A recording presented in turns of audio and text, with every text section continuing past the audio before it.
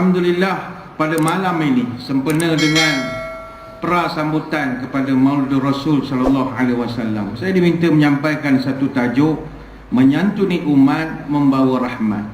Hadirin hadirat sekalian, santunan kepada umat ataupun pemedulian masyarakat merupakan satu perkara yang sangat mustahak dan diajar dalam agama kita. Sebab itu orang yang menyantuni orang lain, kalau dia orang meniaga, dia akan berjaya dalam perniagaan. Kalau dia sebuah masjid dan surau, masjidnya akan dipenuhi oleh orang. Sebab itu santunan umat ini kalau dalam bahasa meniaga dipanggil customer service. Bagaimana kita menyantuni orang yang nak menggunakan khidmat kita atau nak mendapatkan perkhidmatan daripada kita. Sebab itu Nabi SAW sepanjang hayat baginda, kenapakah ajaran baginda cepat diterima oleh masyarakat? Sebab ada Nabi-Nabi, tidaklah kita merendahkan kedudukan mereka, tetapi ada yang mengambil masa hampir 900 tahun, 950 tahun untuk berdakwah. Dan hasil yang mereka dapat pun tidaklah sehebat Nabi kita. Nabi kita tempoh relatifnya sangat singkat, 23 tahun. Tapi dakwahnya boleh sampai ke Kelang, dakwahnya boleh sampai ke Kedah, boleh sampai ke Terengganu, bahkan sampai ke Hulu pun. Macam mana dakwah Nabi berkembang begitu cepat sekali? Kerana Nabi mengamalkan moral force, iaitu berdakwah dengan akhlak, mengajak S4, senyum, sapa, salam, santun dan berbagai-bagai lagi. Maka santunan umat inilah yang menyebabkan Islam itu berkembang pantas. Sebab itu bagi tuan-tuan di sini yang orang meniaga, orang meniaga sekarang kalau dia santuni pelanggan, menyantuni umat, menyantuni masyarakat, perniagaannya akan lebih maju berbanding dengan orang. Saya ambil sebagai contoh, pernah dulu kita buat kempen ni, mungkin sensitif bagi setengah orang, tapi ambil sisi yang baiknya lah. Kami pernah buat kempen macam mana kita nak ramaikan orang datang masjid surau. Sebab lepas daripada PKP, ramai jemaah yang merajuk tak nak datang semayang. Dia dah selesa semayang sebelah kepala katil rumah dia, dia dah payah nak datang masjid surau. Surau masjid pula rajin sangat buat online. Gini lagilah tak ramainya orang. Lepas tu saya pantang tu orang buat online-online. Tapi buat macam mana wajib sekarang ni, peraturan baru.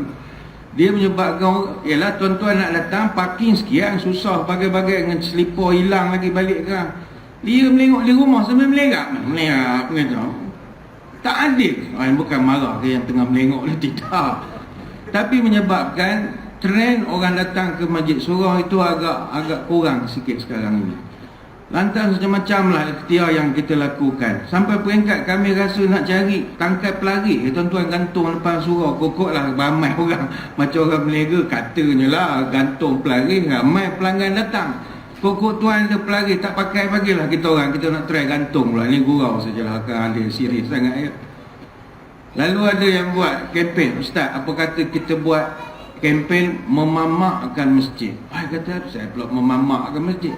Ustaz, cuba tengok kedai mamak, kenapa orang ramai suka pergi? Kita orang sampai fikir, kaji. Dia kata, apa beza kedai tom yum, kedai mamak, kedai Korea, kedai ni.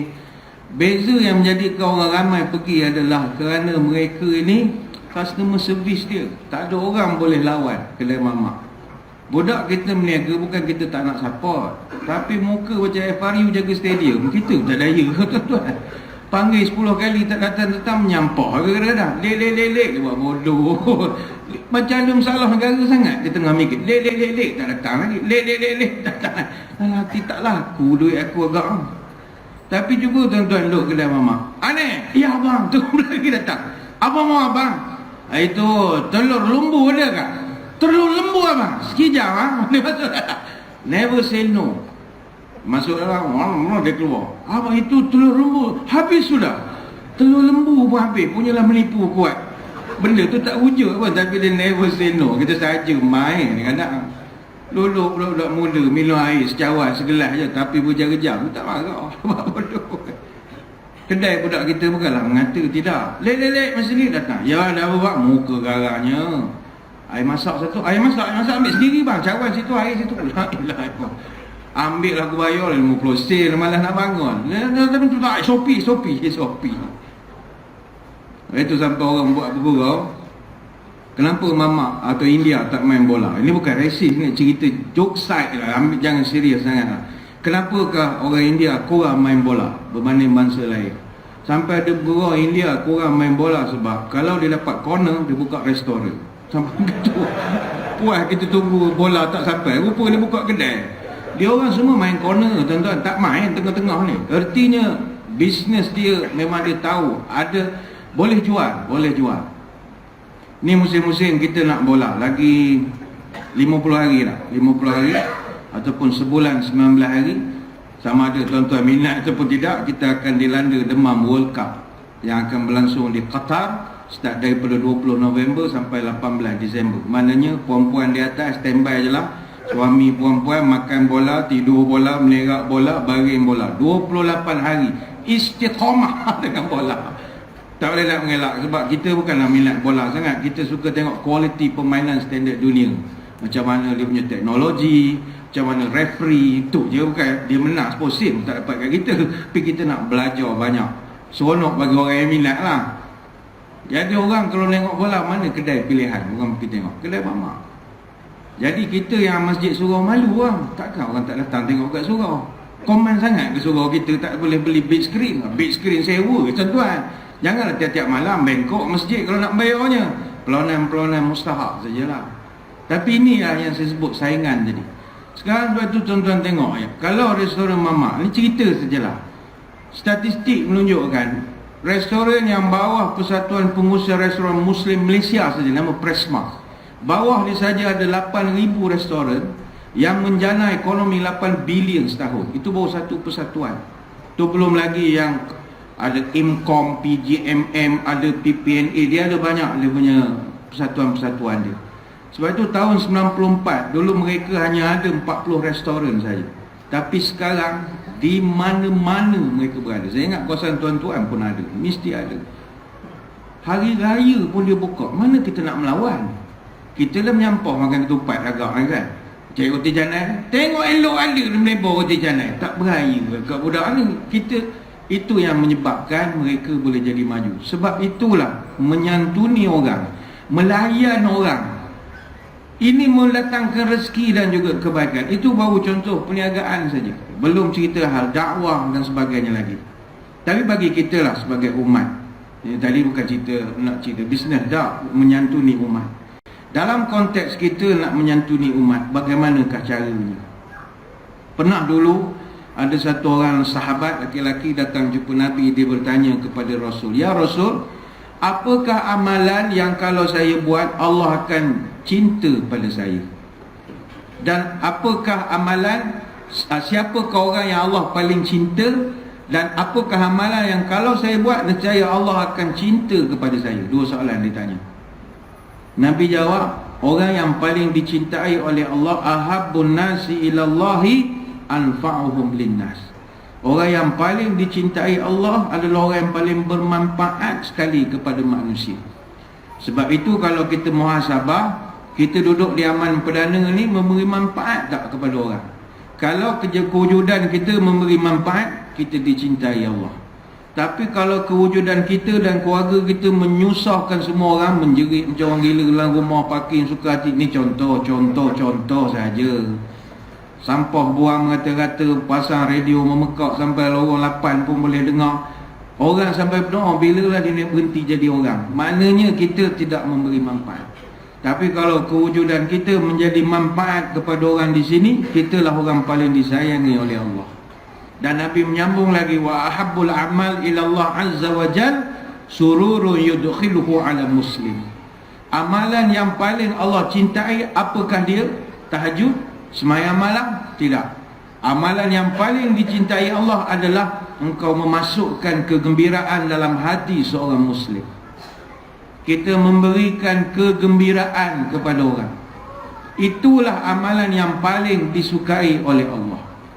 Tapi ya, bagi kita yang duduk dalam servis, tuan-tuan duduk di masjid surau, kita yang bekerja, penjawat awam, bukan senang nak suruh orang semua suka. Bukan senang nak suruh orang semua gembira. Macam kita jaga masjid surau, kalau kita anggap kita ni customer service, jemaah kita dia akan menilai kita punya servis ni dua perkara. Pertama, perceived service. Yang kedua, expected service. Tak dapat dua-dua. Perceived service, khidmat yang dia rasakan. Yang expected service, khidmat yang diharapkan.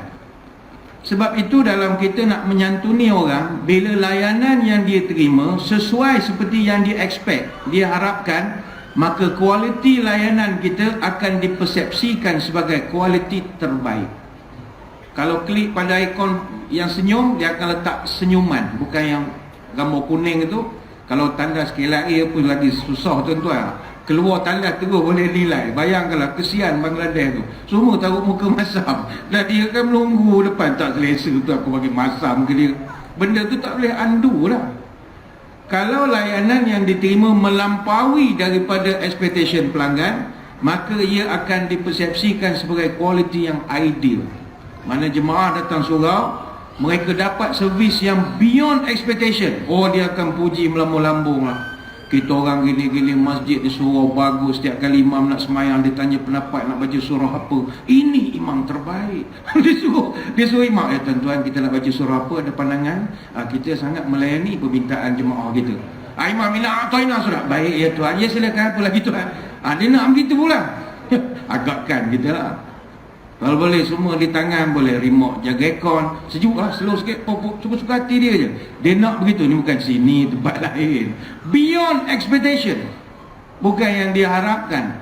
Sebaliknya, kalau layanan yang dia terima lebih rendah daripada yang dia expect, maka layanan itu akan dipersepsikan sebagai buruk.